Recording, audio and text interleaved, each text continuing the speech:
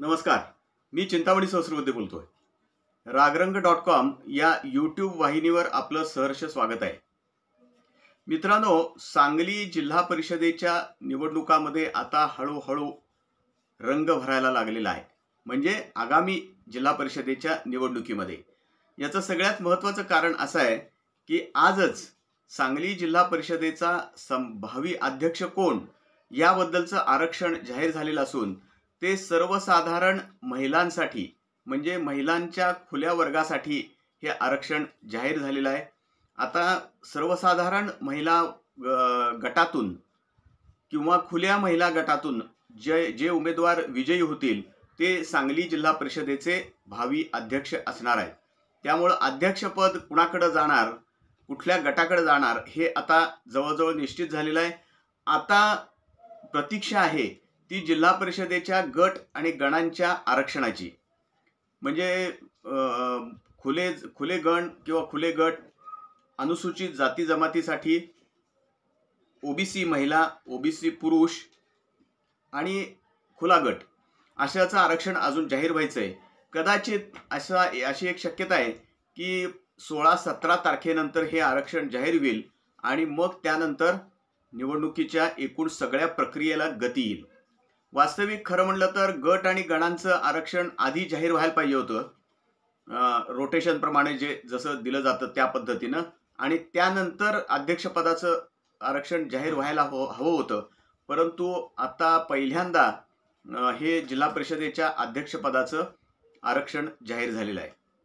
पाहूया आता हे एकूण सगळे गट आणि गण जे आहेत, 61 जिल्हा परिषदेचे गट आहेत आणि 122 जिल्हा परिषदेचे गण आहेत पंचायत समित्यांचे, त्यासाठीचं आरक्षण जाहीर होईल.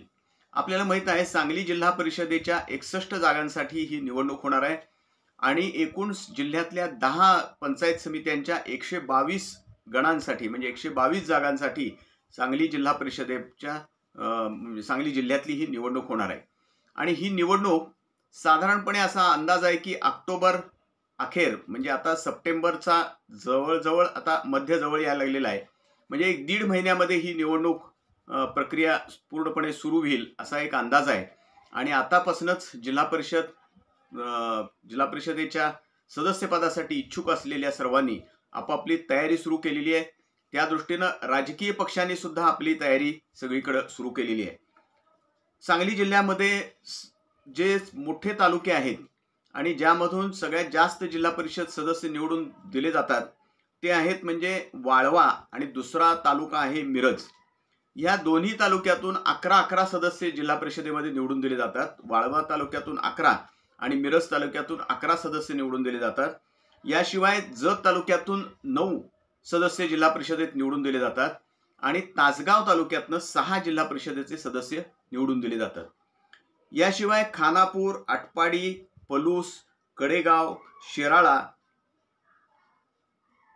या ठिकाणचे जे हे सर्व तालुके आहेत त्या ठिकाणून 4-4 प्रत्येकी सदस्य निवडून दिले जातात. कवठेमहांकाळ एक तालुका म्हणजे खानापूर, आटपाडी, पलूस, कडेगाव, शिराळा आणि कवठेमहांकाळ या सर्व तालुक्यातून प्रत्येकी 4 जिल्हा परिषद सदस्य निवडून दिले जातात आणि त्या प्रत्येक तालुक्यातून 8 पंचायत समितीचे सदस्य निवडले जातात पंचायत समितीसाठी. यापूर्वीची म्हणजे या आधी ज्या 2017 मध्ये जी निवडणूक झालेली होती जिल्हा परिषदेची आणि पंचायत समित्यांची, त्यावेळेला जिल्हा परिषदेवरती भारतीय जनता पक्षाची सत्ता प्रस्थापित झाली ती. तरीही काँग्रेस आणि राष्ट्रवादीनं चांगली लढत त्यावेळेला दिलेली होती. अगदीच काही एकतर्फी विजय भारतीय जनता पक्षाचा आणि भारतीय जनता पक्षाच्या मित्रपक्षांचा झाला होता असं नाही. काँग्रेसनेही चांगली आणि राष्ट्रवादीनेही चांगली लढत दिली ती. विशेषतः वाळवे तालुक्यामध्ये राष्ट्रवादी काँग्रेसनं चांगली लढत दिली ती.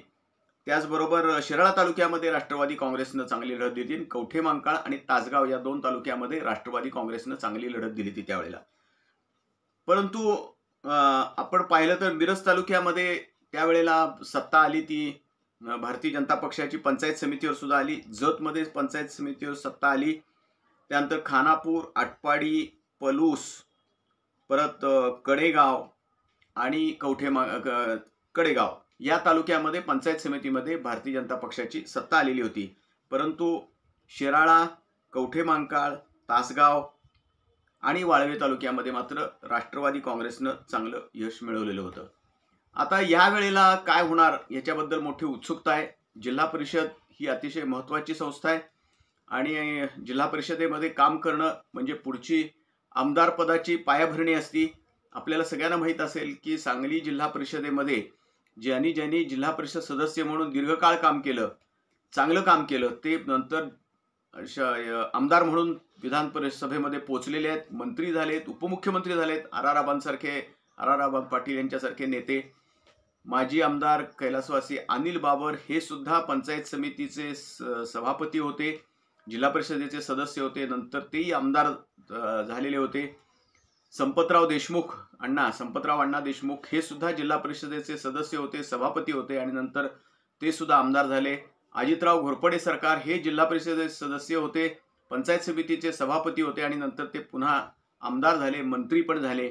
अशी आपल्याला अनेक उदाहरणं देतात. आता ताजे उदाहरण म्हणजे सत्यजित देशमुख हे जिल्हा परिषदेचे सदस्य होते, ते नंतर आमदार झालेत. आता असे कितीतरी आपल्याला उदाहरणं देता येतील की ज्यांनी, शिवाजीराव नाईक हे तर अतिशय चांगलं उदाहरण आहे आपल्यासमोर की ज्यांनी अनेक वर्ष जिल्हा परिषदेचे अध्यक्ष म्हणून काम केलं, जिल्हा परिषदेचे सभापती म्हणून काम केलं, नंतर आमदार म्हणून अनेक वर्ष काम केलं आणि शिवाय परत ते मंत्री पण होते.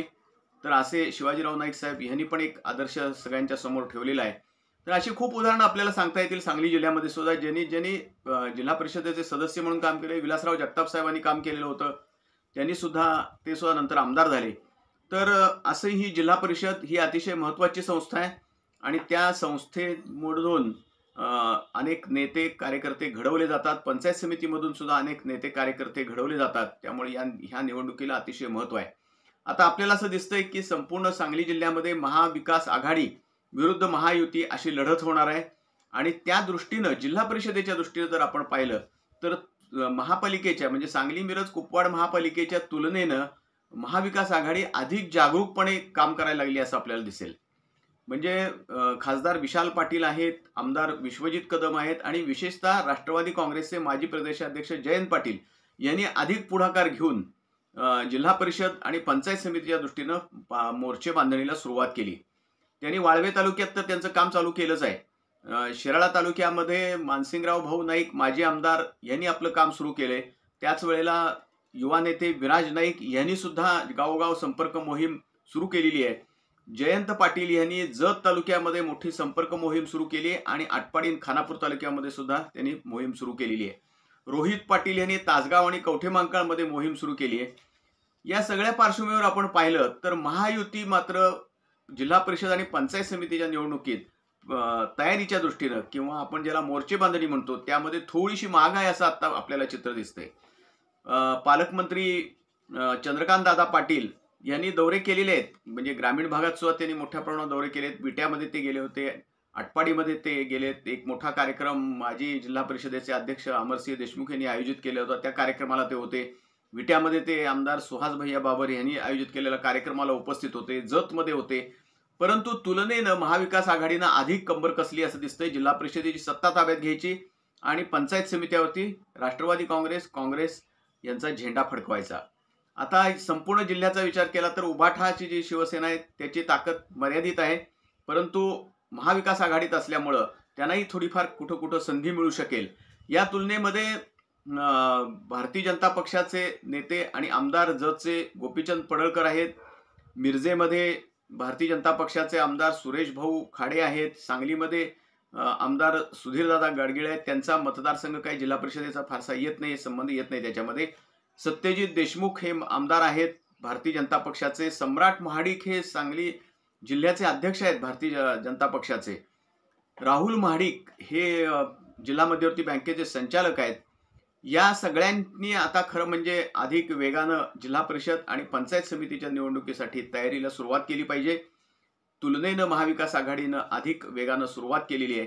जिल्हा परिषदेच्या अध्यक्ष कोण असणार पुढचे हे सर्वसाधारण महिला गटातून, महिलांच्या खुल्या गटातून, एक लक्षात घ्या, महिलांसाठीच्या खास खुल्या गटातून ज्या सदस्य होतील त्या जिल्हा परिषदेच्या अध्यक्ष असतील.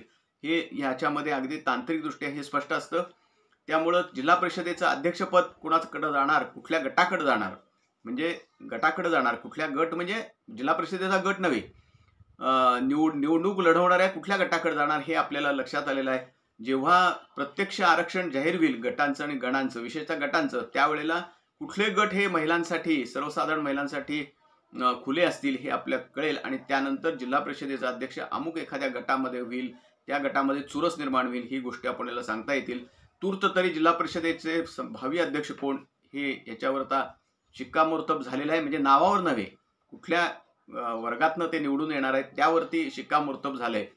पाहूया काय होते ते. पण जिल्हा परिषदेची निवडणूक अतिशय चुरशीची होणार आणि महाविकास आघाडी पूर्ण ताकदीनं मैदानात उतरणार आहे. कारण आता चंद्रकांत दादानीच एक दिवसापूर्वीच म्हणजे गुरुवारीच असं स्पष्ट करून टाकलेलं आहे की आम्हाला आता खासदार विशालदादा पाटील हे काही भारतीय जनता पक्षाचे सहयोगी सदस्य होणार नाहीत, आम्हाला त्यांची काही फारशी गरज नाही हे त्यांनी जाहीर केल्यामुळे आता विशालदादा पाटील, अर्थात त्यापूर्वीच त्यांनी ते कामाला लागलेले होते, ते अधिक जोमानं कामाला लागतील. त्यांच्याबरोबर डॉक्टर विश्वजित कदम हेही त्यांनी काम सुरू केलेलं आहे आणि जयंत पाटलांनी तर त्या आधीच पुढाकार घेतलाय. या दोन्ही नेत्यांच्या आधी जयंत पाटलांनी अधिक पुढाकार घेतलाय. पाहूया नेमकं काय होतंय ते.